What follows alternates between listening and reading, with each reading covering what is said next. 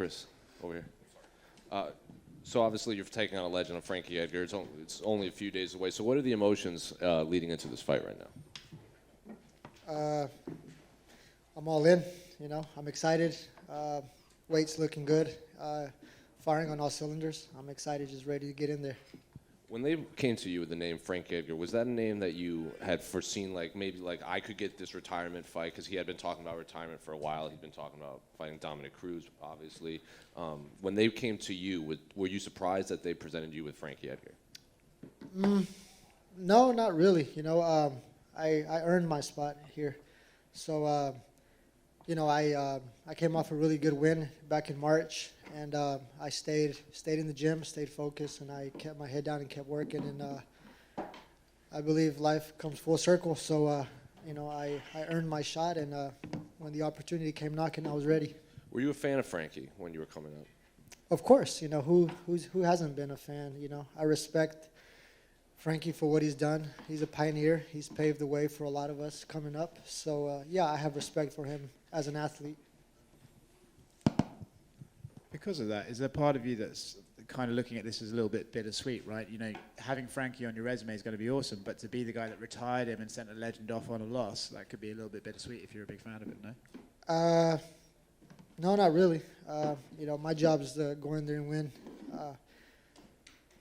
It's not no bittersweet. He's had his run, Like I said, he's done amazing things for sports. No, it's not bittersweet at all. Cool. Are you anticipating being the bad guy in there on Saturday? I mean, I'm from the East Coast. I'm from New Jersey myself. So, I'm sure he's going to have a lot of love here. But at the end of the day, man, I'm not fighting the crowd. I'm fighting him. So whether I get booed or not, I don't give a shit, really.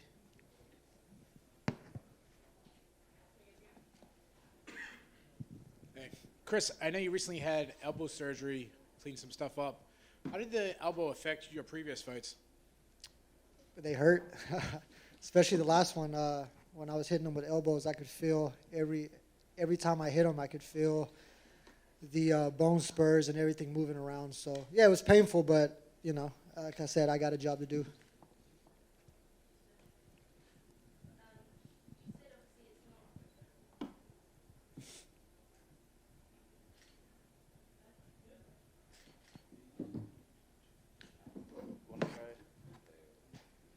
Hello?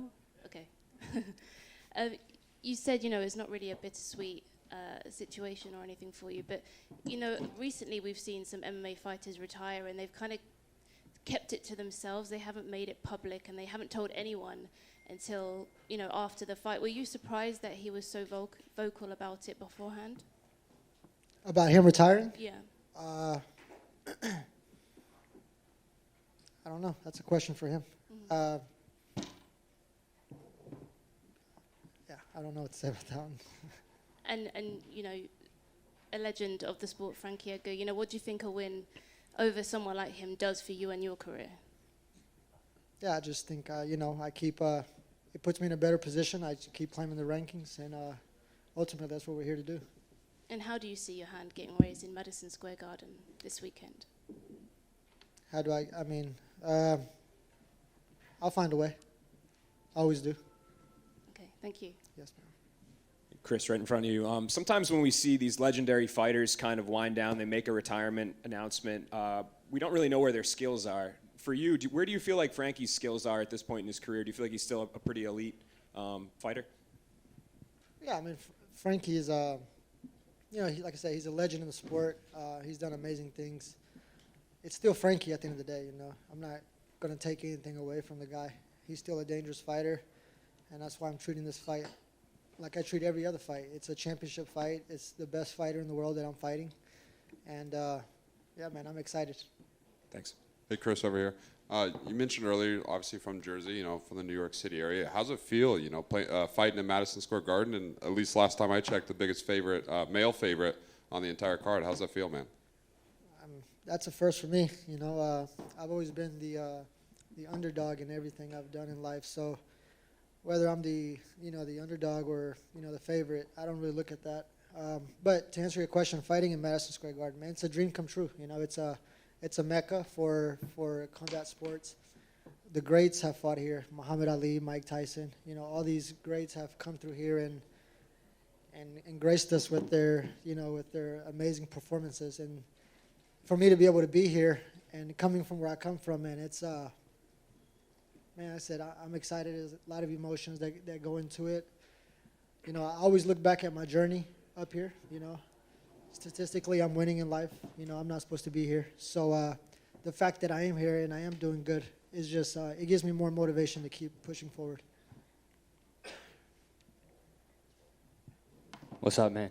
Do you feel more excitement, or do you lean into more of the pressure side, fighting so close to home? I'm assuming you got friends and family coming to watch you. No, there's no pressure at all with me. Like I said, coming from where I come from and being here, man, it's a win for me.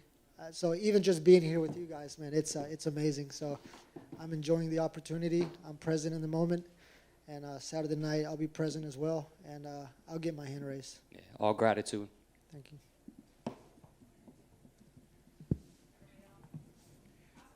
Quick, sorry, one last I question. know y'all got some more questions. Come on, damn it.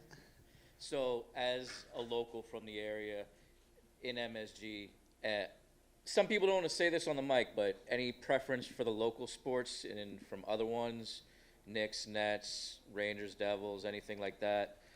Looking forward to being in the building with all those guys?